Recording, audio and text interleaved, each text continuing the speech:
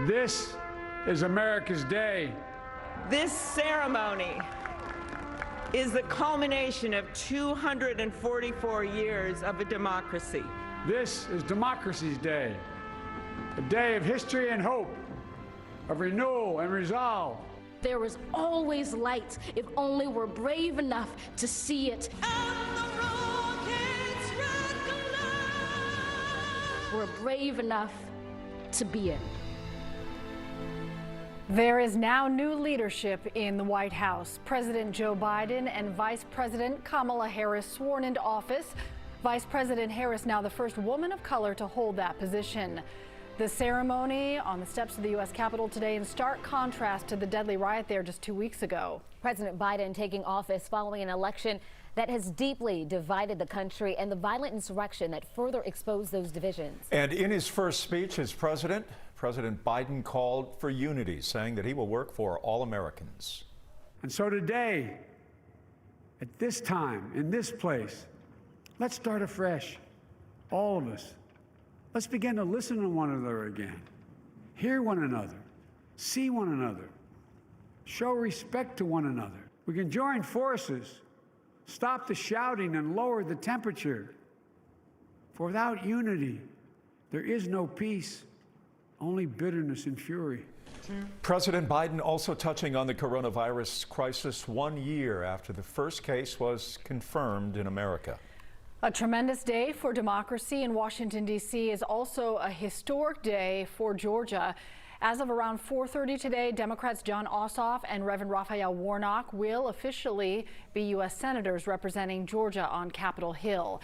Their historic victories largely overshadowed by the drama and fallout of false claims of election fraud in the presidential race. The November special election to fill the remainder of Senator Johnny Isakson's term predictably went to a runoff with Warnock as the leading Democrat. A record number of absentee ballots in the November presidential race were counted into the night and the following days. As the votes were counted, we saw strong Republican leads dwindle until President Biden was projected as the winner of Georgia. And the race between Ossoff and Senator David Perdue was declared a runoff.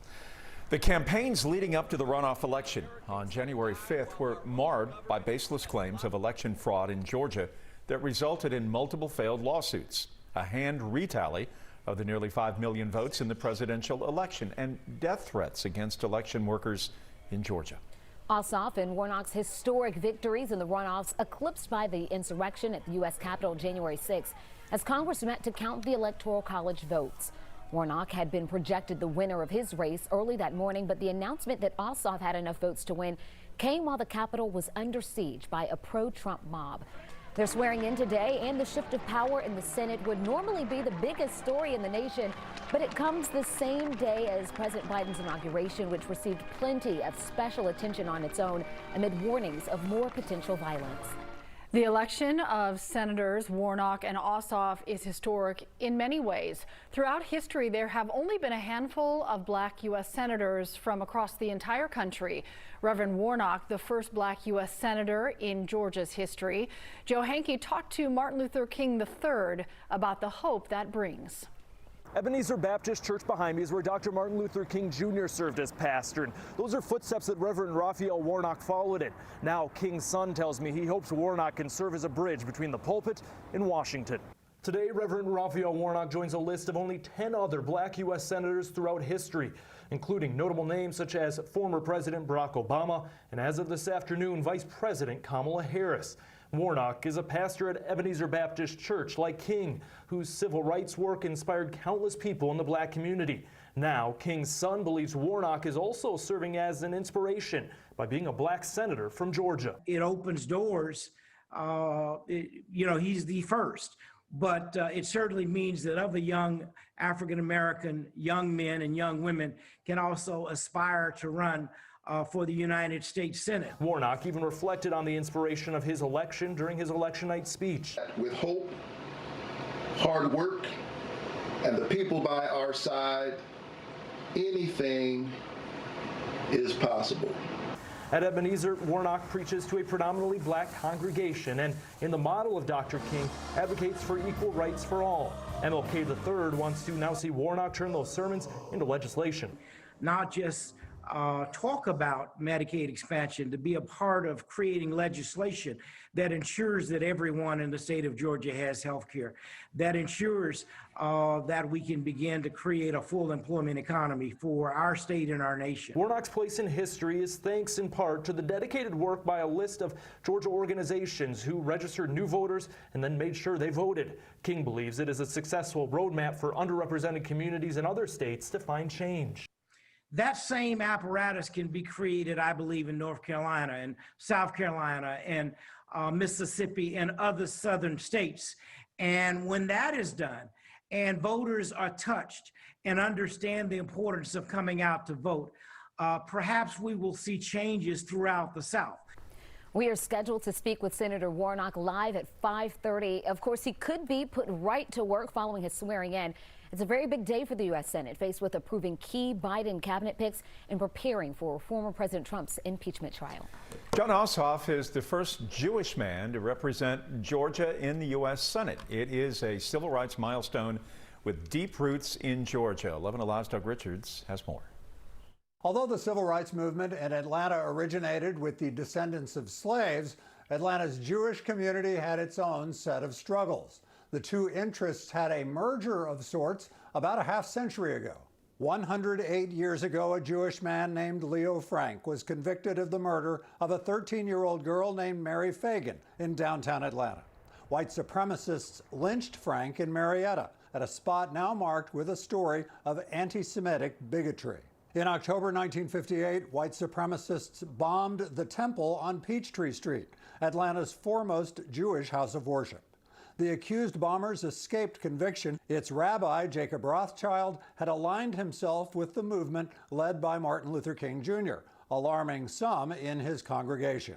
He invited prominent black speakers onto his pulpit. It scared them at the temple. Won't you speaking out like this, Rabbi, attract the ire of the violent white supremacists, and won't they turn on us? And they were right. The 50 sticks of dynamite that exploded at the temple badly damaged the building but injured nobody. Atlanta's white Christian leaders rallied support, and in turn, Rabbi Rothschild rallied them to support Dr. King.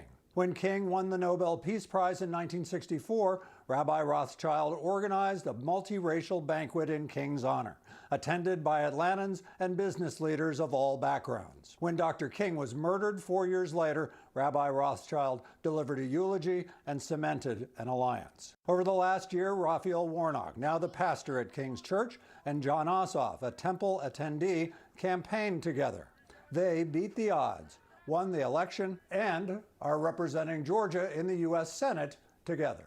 Doug Richards reporting for us. Senator-elect Ossoff and Senator Warnock are scheduled to be sworn in about 22 minutes at 4:30. The ceremony will be done behind closed doors, followed by a reenactment that we will carry live on air right here on broadcast whenever it may happen. We'll see if it's on time.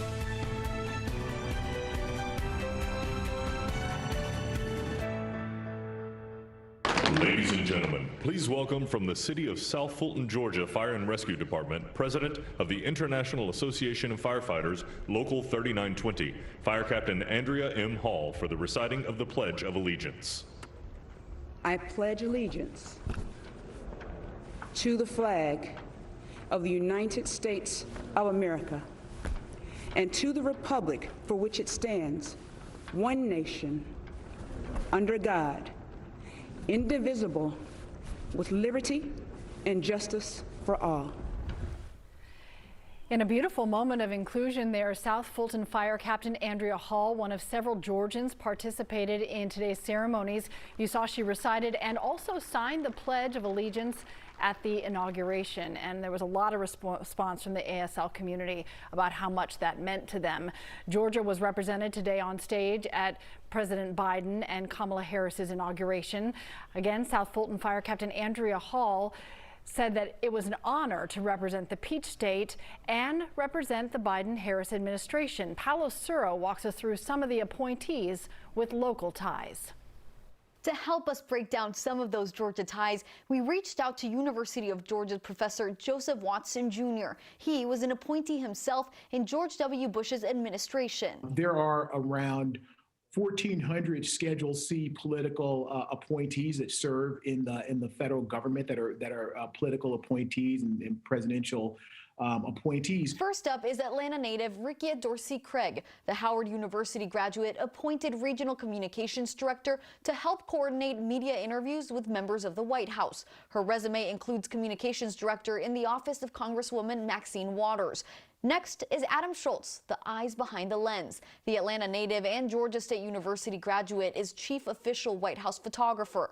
Journalists serve a really important role in terms of documenting visually what happens in the White House. We remember images more than we remember words in large measure. He's also the former photographer during Hillary Clinton's 2016 campaign. Then there's Stephanie Feldman, who's originally from Georgia. Her title makes her responsible for coordinating domestic policy across different executive branch agencies that impact the U.S. domestically. Everything from the Department of Energy to Housing and Urban Development to Health and Human Services. Morehouse College grad and Georgia native Jahi Weiss is in charge of developing climate policy the president wants and ensuring it's executed, while Samira Fazili, who lives in Georgia, will help coordinate the administration's economic policies. It's always a good thing to have individuals from your state represented within the executive branch. At 6, we'll talk about 4 more appointees and discuss the impact of having Georgians in the administration. Promises made to Black America during the presidential campaign. We all deserve it as a race of people. There is no question, hands down. The power of the historic Black voter turnout and what's next. It's really important for African American voters to leverage their power now. In the midst of the unrest, pandemic, Black Lives Matter, and protests. These are things that were promised and that we want to see starting day one. Coming up, accountability with the list of demands.